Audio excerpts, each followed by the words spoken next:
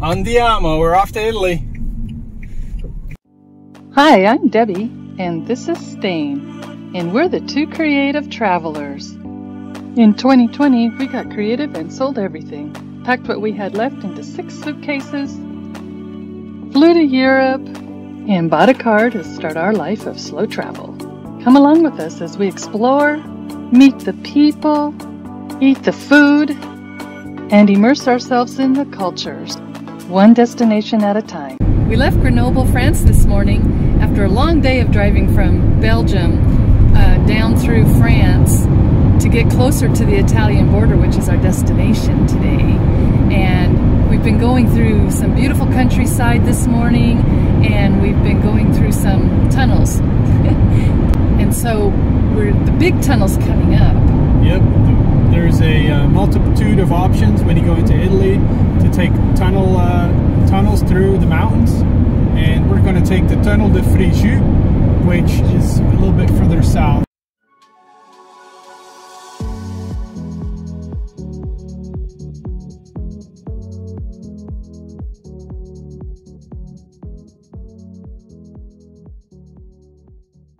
We're in line for the tunnel.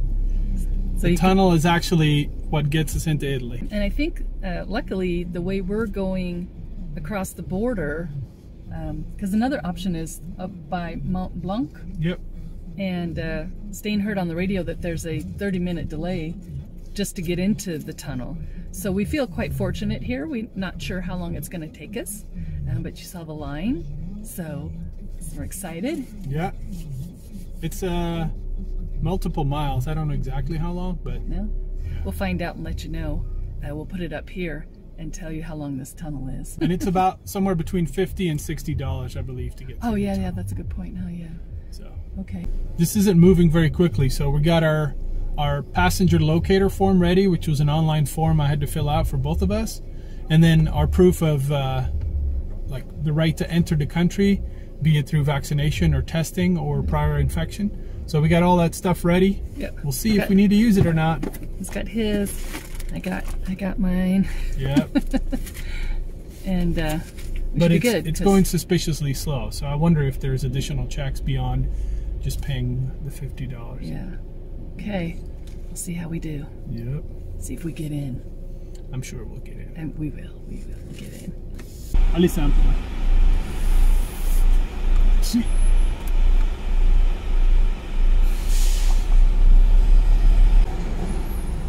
Okay, well that was painless and actually quite fast. Yeah. I don't know why the other lanes were so slow. Yeah, well they just opened.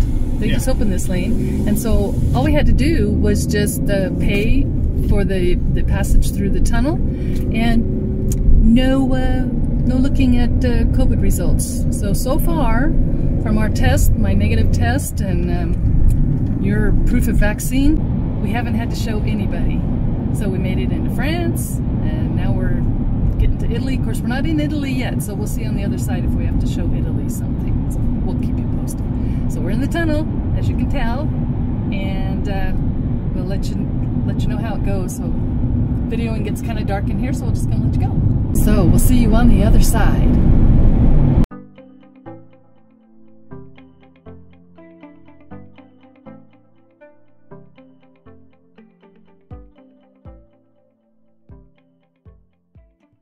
We got to our B&B and we got refreshed up a little bit, put on some cooler clothes because it's like, what, 90 degrees here? About 90, yeah. It's hot. But we got some little tips and we wanted to go try some spumante here in Asti, but we're not actually in Asti. We're a little place outside of it, right? It's on Damiano D'Asti, which is another city in the area. Okay. Not Asti proper. Okay. But yeah, there's a beautiful... Oh, it's a big heart over there. Yeah. And so, anyways, our host gave us a card for Cantine Povero, and it's a winery, right? Yeah. And but you can only go there by appointment. And we tried to call and make an appointment, but the phone wouldn't go through or whatever. So we just drove here, and she said, "Come back about 4 o'clock." Because you have to make an appointment.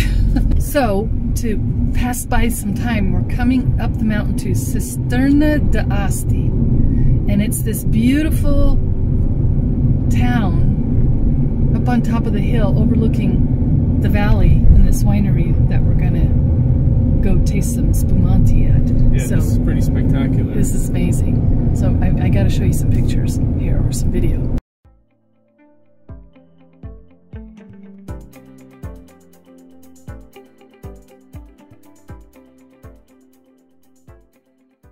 I'll just look at the view, honey, while you you get some money, okay? It keeps you occupied usually. Yeah.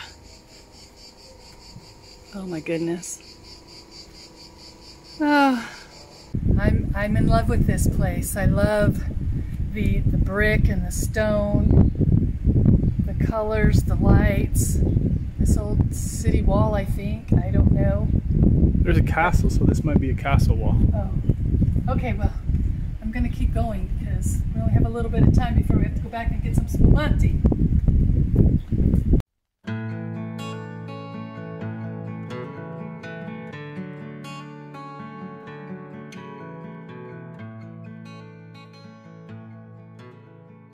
The fortress of the town of Cisterna dates all the way back to 1280, and it had double walls back then. Didn't have the brick walls like it does now, but it was a fortification to protect a very critical component of the town, which was a cistern. And a cistern is like a big water tank to retain rainwater.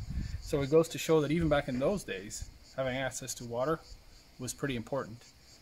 It was passed from one generation to the next, and then even at some point the owner of this was able to mint his own coins. So he was pretty important in the country back in the day.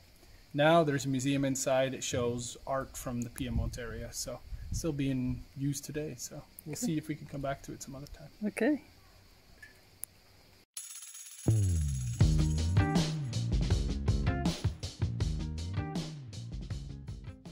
Okay, we named this wine Belvive, which in the Piedmontese dialects means Bella Vita, beautiful life, because this is the wine that make you appreciate the small beautiful things in life, like a smile or a conversation or a glass of wine.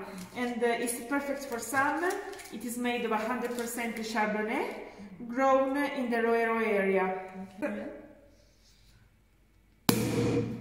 Whoopa!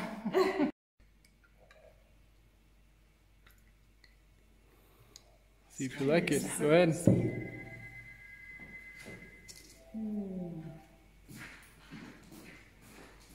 Oh yes, this is perfect for today. Oh yeah, it's very light and refreshing.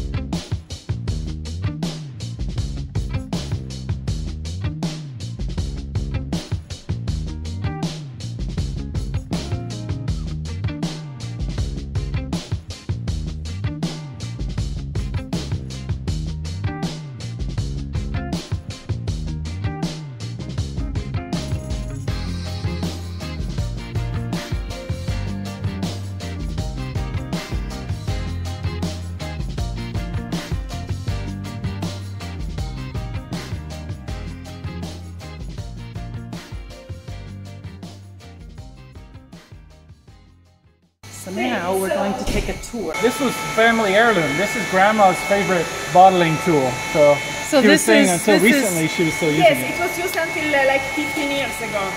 So this is Nonna's. My grandma, Nonna Teresa, used to use it. Wow. That's cool. Oh, it's nice and cool down here. Yes, it's near a constant temperature or 16 degrees Celsius, and a tax humidity of 85%. Oh, it smells so good. So we water these stones in order to keep the humidity high. They are made of terracotta. Terracotta. And the wines does the maceration and the fermentation here. After the amphora is cleaned up, the wines stay 6 days in stainless steel, and after 10 months again in the amphora. Wow. So are these items from They were used your to family? crush the grapes in the past. From your family? Yes, exactly. Wow. That's And this amazing. one is a family trees. Oh, We are still a family winery. I belong to the 4th generation. Yeah. And we all work together. wow. And how many generations is this winery? 5 generations. 5 generations from the 1800s. Yes. Wow, that's amazing. That was so much fun. For the first day, man, Wow. we got spoiled. We did, didn't we? Wow. We had we did a little wine tasting, and we got a tour of the. We're driving on the Italian roads right now, so you got to really pay attention. Yeah, this is it's like off-roading, but out on the road. It's very narrow. We got a cyclist, and then we got another car. Anyways, so we also got a tour of the cellar. Oh, we're heading into Asti, and here's the sign that says Asti, and we're going to see if we can find some place to eat some dinner and soak up some of this spumante and some of this wine. So she said she didn't. Did she say spumante or yeah? She said spumante. Correct? I think so. I think so. Yeah, not spumante, spumante. And anyways, we're having a great day, and we're going into the town of Asti right now, and to get those postcards for those of you who guessed what the region of Asti is famous for. So let's go. Andiamo. Okay, so we're in Asti, and we are walking the side streets, apparently. Yeah, we're taking one of my famous shortcuts. We just find trusty Mr. Google, and then we weave our way through.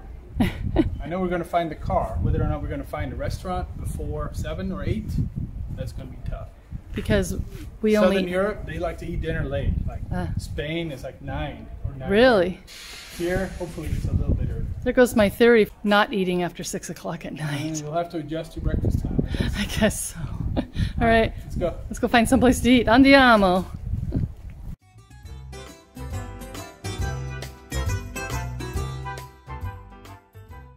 Spot? Yeah, maybe right here. Right here? Yeah. I think it's Here's brilliant. an umbrella, unfortunately. Yeah? Contrary to that, when you have a wisteria, you don't need an umbrella. Right? Oh, wow. This is beautiful. Buon appetito. Thank you. I'm having carbonara. This Yeah? is l'originale, so the original preparation. Oh, nice. That looks very good. Yeah. It's very creamy. The bacon on it's not too salty or doesn't take too much away from the dish. It's good. Yeah. I like it. Cool. So I'm having ravioli with burrata and little tomatoes and some basil. All right, it's time to pencil in our first day in Italy. My name's Monica. Hello, Bed and Breakfast La Valle. And Monica was our host for our very first day in Italy. We had so much fun. She gave us some great tips around Asti, which we took care of. We went to the winery and had some spumante by her recommendation. It was fabulous. And so we had a great stay here. We had a fabulous breakfast. I wish you come back one day soon. We definitely will. Now we're off to our next destination, which is where we're going to celebrate our 10th wedding anniversary. So thank you for joining us. Ciao! Ciao, belli. Ciao, ciao.